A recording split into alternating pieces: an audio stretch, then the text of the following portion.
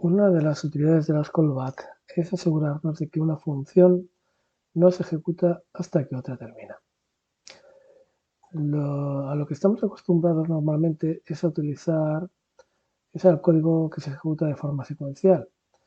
Es decir, tú defines una función, la función A, después defines la función B y lo lógico es que primero se ejecute la función A y después la función B. Cuando termine la función A, se ejecuta la función B y así. Esto es lo que se conoce como una ejecución secuencial y síncrona. Vamos, lo normal a lo que estamos acostumbrados. Sin embargo, pues en JavaScript muy a menudo vamos a tener pues una serie de instrucciones, de funciones que se van a ejecutar de forma asíncrona.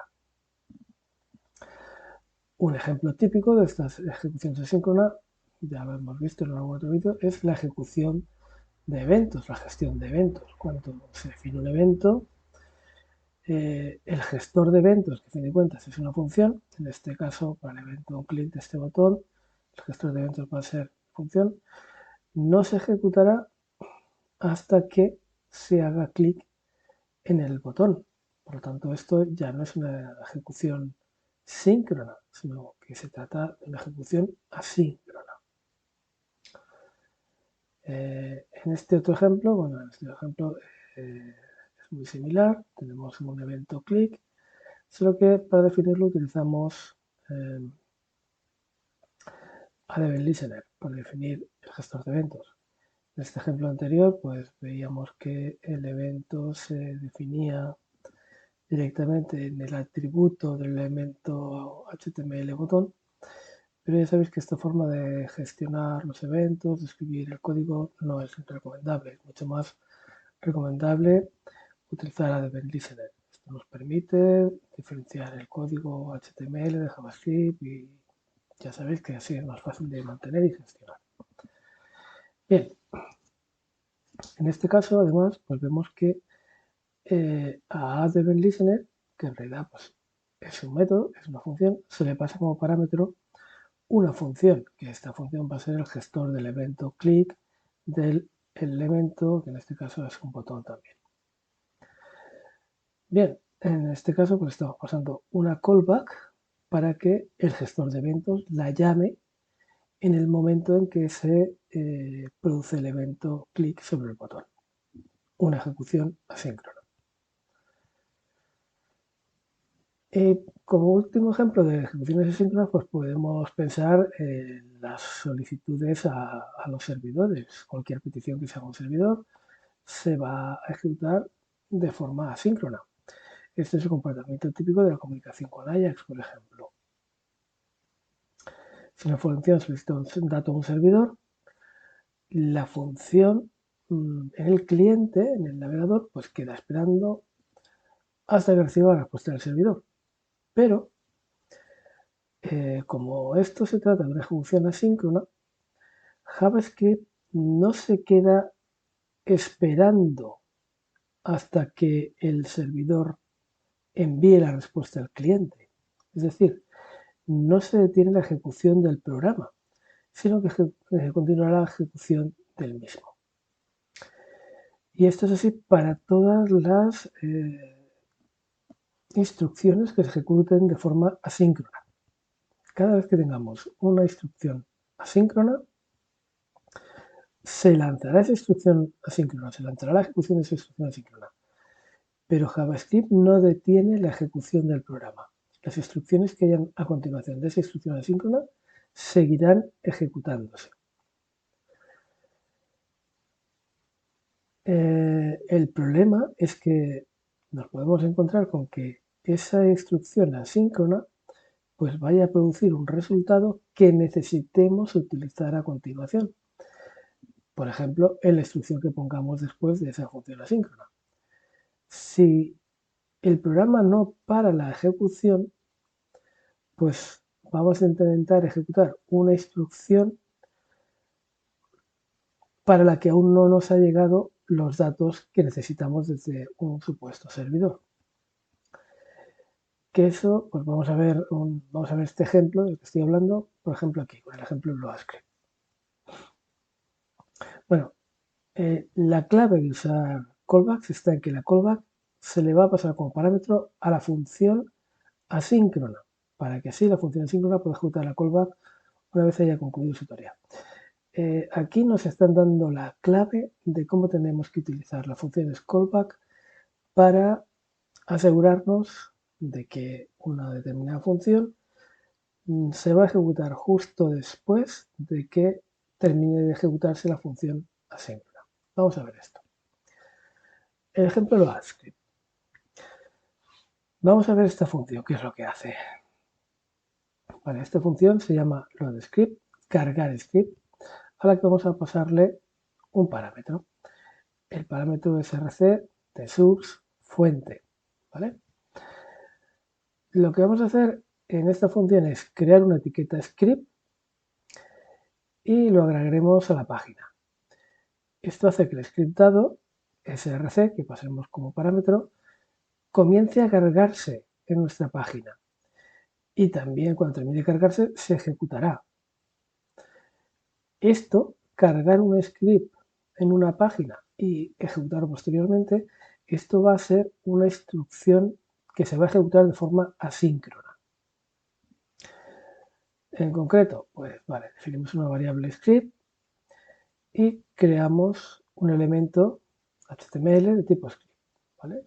Creamos un nodo, un elemento script HTML y lo guardamos en esta variable.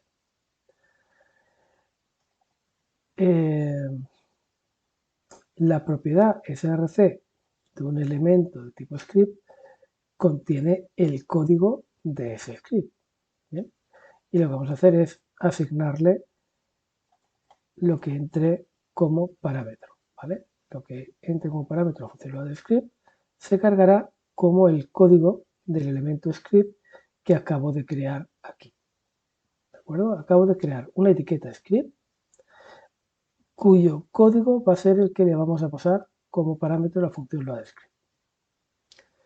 Una vez que esté cargado el código en el script, añadiremos este elemento, este etiqueta script, este elemento script, con su código, lo añadiremos en concreto en el encabezado del documento en el que estamos. ¿Vale? Añadir al encabezado del documento este script que hemos definido aquí. ¿De acuerdo? Vale, pues todo esto, como dice aquí, inserta en el documento una etiqueta nueva creada dinámicamente, la etiqueta script, con el código que le hemos pasado como parámetro a la función. El navegador comenzará a cargar automáticamente ese código y lo ejecutará cuando la carga esté completa. Bien, hemos definido, a fin de cuentas, una función que va a cargar un script y lo intentará ejecutar. ¿Cómo invocamos la función? Pues esta función la ejecutamos de esta manera. Nos la función y entre paréntesis le vamos a pasar el código que queremos cargar. ¿Vale? Pues yo tengo un archivo guardado en mi ordenador que contiene un código, un script. El script es el archivo script.js. ¿Vale? ¿Qué va a pasar? Pues que cuando yo ejecute esta función, esta ruta, este archivo, llegará al parámetro y llegará a esta instrucción. Y lo que se hará será cargar, a fin de cuentas, cargar el contenido de este archivo en el contenido del script que estamos generando.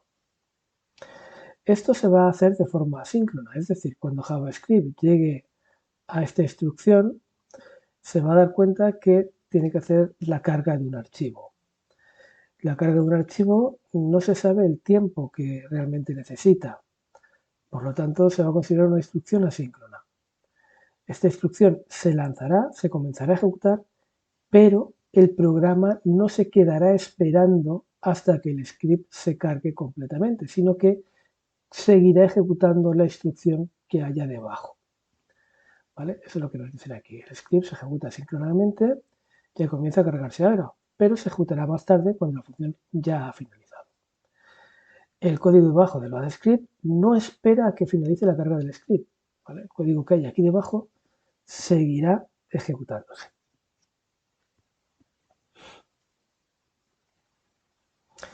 Bien, supongamos que en ese script pues se definen una serie de funciones o de variables que las necesitamos para poder ejecutar el código que viene a continuación de ese script. Es decir, que necesitamos usar el nuevo script tan pronto como se haya cargado, porque declara nuevas funciones y queremos ejecutarlas.